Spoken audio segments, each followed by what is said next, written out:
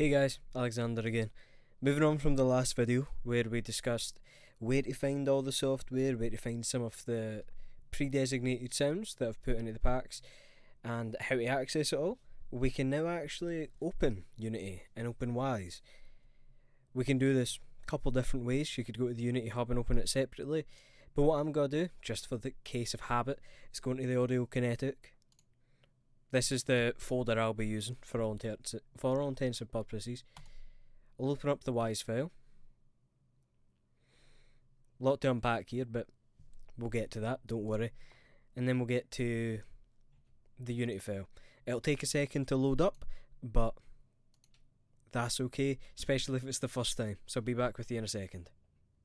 Now that we've got Unity up and open, we can see the project and sort of gain a grasp of what we're looking at. Obviously, we have our different little areas, that being a tavern, a little grassy crossroad, an Egyptian desert, an icy plain, and then sort of like a cave dungeon. Each of these can have different tones, different footsteps, different environmental sounds and ambience, as well as different styles of music. Outside of just the environments though, we have our player. Linked to the player we have a couple things. We have the camera, we have a basic collider to make them registered by the world around them, and we have the cube register. Now, I call it register because it's what registers some of the sounds that we're working with Wise. Wise is traditionally for a 3D space, and while it's not impossible to use it in a 2D space, there are some little things you need to work around, but nothing too hard. So, for all intents and purposes, you could hide this, you could make it invisible. I just have it visible for the sake of you knowing that there is this external register item. But before we talk about anything else, let's just play the game.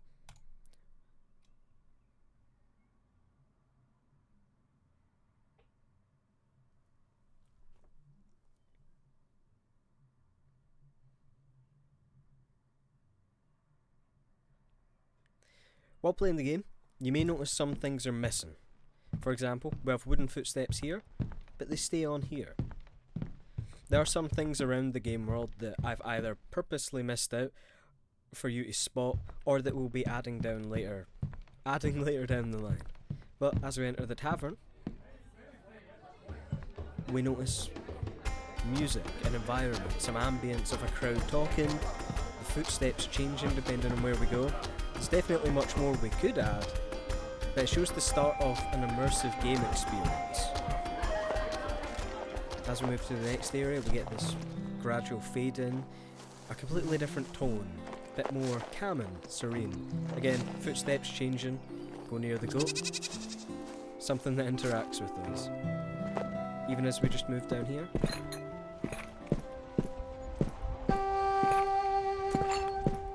Again, just a complete tone change. We'll unpause this for now, and we can sort of unpack some of the things we've just seen.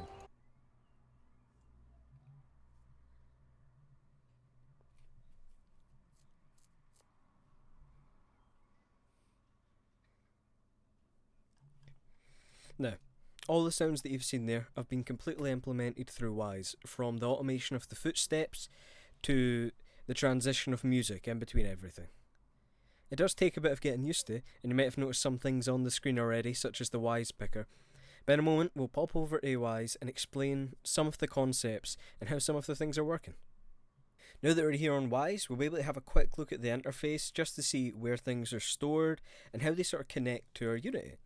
First, we're in the Audio tab, and specifically on the Layouts menu here, we're on the Designer layout. This is the layout that lets you edit things, add effects. When you're doing things such as positioning an item in a 3D space, you can use positioning, real-time sort of player character events, various things we can edit here. Now, in the master mixer hierarchy is where we store buses. The bus is just where everything sits on. For example, everything within my actor mixer hierarchy is stored within the bus. So if I put the bus's volume down, everything's volume goes down. Reset that quickly. As we go into the actor mixer hierarchy, this is where all of our general sounds are stored. This can be from animal sounds to the general footsteps that we have. Now you'll notice each is contained within a different container. The goat sound is just within a regular folder. The footsteps, on the other hand, it's stored within a switch container. This is for the purpose of that we switch footsteps out continuously as we play the game.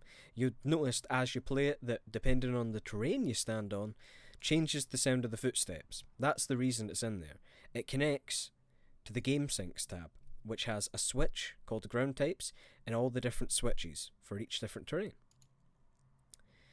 Within our individual footsteps, these are within random containers. We have 4 sounds activated here, and whenever we're on a carpet, it'll randomly select one of these. Keeps the footstep sound from sounding static and sort of a bit dull, a bit boring. We can edit it here, such as making it completely random, making it a sequence, avoiding, making sure that it doesn't play the same one twice. There's a lot of tools that can be utilised within here.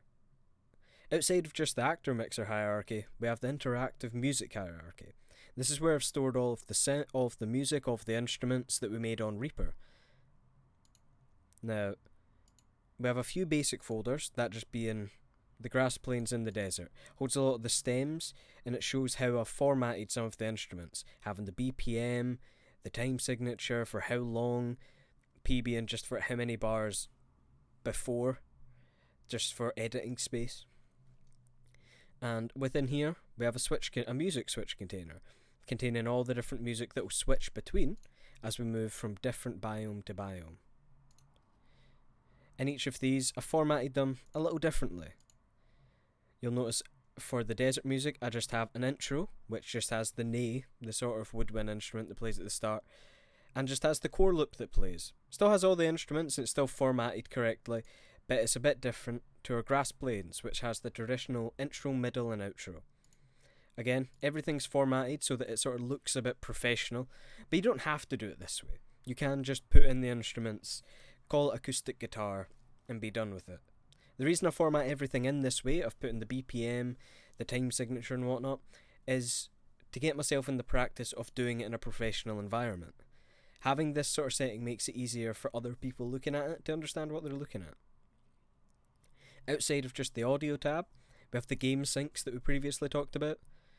While there's things, triggers, states and game parameters, the main one we're looking at is switches, just for the sake that we're switching between different terrains and environments. These switch groups just hold all these little squares known as switches, whether it's for the music, whether it's for the ground types. And our events is where we turn what's in the audio tab into something we can interact with in our game. If we go to things such as our floors, you can see they all have rigid bodies. They all have things that can be interacted with, to let the player know. And when we go in our areas, you can see, for example, we have play grass plain music. This being an event, something that's stored within our event folder. These events are what connect the two and let us play them within the game. For example, in the grass plains, it'll play it when I enter this box, and it'll pause it when I enter this box. When I exit this box, using the register cube as the trigger for this. That's the importance of the event tab. It's where you can connect everything up. Same with our footsteps. Lastly, outside of these, we have the sound bank. For the purpose of this, it's just called the main sound bank, and if you wish, you can go to the sound bank layout, where it just shows you here that it's stored within the default work unit. In this sound bank is where we have to store all of our events. It's what connects everything to our Unity. Once you've put any sound into here, and you generate it, you can generate here as well, just for safety. You can see it all appear here, and then it becomes something interactable that we can put into the game. Although now that we've discussed sort of all the connecting features within the project, we can finally start to think of what we can add to add more. In a second, we'll open up Reaper, and for fun's sake, we'll make a noise that we can add to our thug character. Now that we have Reaper open, we can try add a sound. Now, you don't have to make it yourself. You can always find a royalty-free or copyright-free website to grab a sound from. It can be as easy as just finding someone saying arg or making a grunt. For the purposes of using Reaper, as long as you have a microphone or even if you want to just make a little instrumental sound just so that you can get the experience of implementing it, we're going to add a sound. So for the purposes of this, we add a new track. I'll click record, and I'll just make a little grunt, just that we can add to the thug so that when we go near him, we can hear it. Arr. As simple as that. Now, we can just save our project. I can put it in just here. We can just put it here. And we'll call it Thug Grunt. Now, we render it out. We'll just go to where we've saved it. And we'll render it out as a WAV. This is what is easier implemented into Wise. Render file. And we can just go back to Wise. We can put this in our animal sense. Import audio file. Add file. Thug grunt. Now, arr, we have that there to edit and throw in. Now before we do anything, like adding it to our sound bank, we'll quickly just go to our audio tab within the designer layout and edit it. This is as simple as just making sure it starts arr, and ends much faster. Arr. Means there's less space in between going near it, adding little fade-ins and fade-out sections. Now that we've got it here, we can right-click and make a play event. Now if we go to our events, we'll see Play Thug Grunt. Go to our layout again, Sound Bank. We can find Play Thug Grunt, add it to our sound bank, and generate. This can take a little second sometimes, but once you generate it, I do recommend generating it for a second time, just for the sake that Wise can sometimes and not input the generation correctly.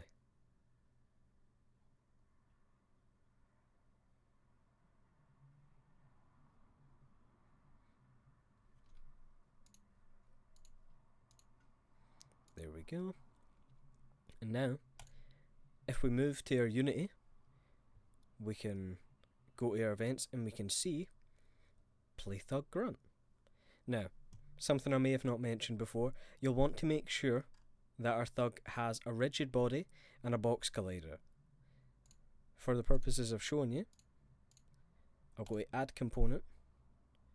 I've already had box typed in, so we just add the box collider and we add the rigid body. You might be wondering why we're not adding a 2D one, but for the sake of interacting with our 3D cube register, it makes it simpler just to add a normal box collider and a normal rigid body. We can make him a trigger, and we can go to our editor collider and just make him a bit bigger so that whenever our player character enters this zone walking on any of these tiles, he'll make the grunt sound. We can also click Is Kinematic as just a safety precaution. Now that we've got the thug set up, we've got the event, we've got everything we need to add it to our character. So what we can do is just grab Play Thug Grunt, drag it over here, can just plop it under there, and now we've got this here. Play Thug Grunt. Initially, it'll say trigger on start, meaning that as soon as you just start the game, it'll grunt. That's obviously not what we're looking for. What we'll do, so we'll go on nothing, just to clear everything, and do AK trigger enter. And use another object, specifically our player character or the register. This means that whenever we enter this area, that's when we'll hear it. All we need to do left is add an enter trigger. So now if we just type in enter, AK trigger enter, can just drag it up here for a bit of housekeeping, and we make this cube the register item. Now with all that done, everything should be safe for us to just go near this character and for him to make the grunt sound. There we go. Arr. There you go. It's not entirely meshed with the environment, and depending on how you've done it, it might not entirely fit where you are. But now you've successfully added your first sound to just this random player. If you want, you can feel free to add more sounds to anyone else you can. It doesn't just have to be a grunt, it could be something such as just the tapping of feet as you enter near the dancer, or just a character saying a simple phrase. It'll get you used to adding a sound, and it'll make you more prepared for when we leave this area and begin adding more. That'll be it for this video, now that we've finally added our first sound.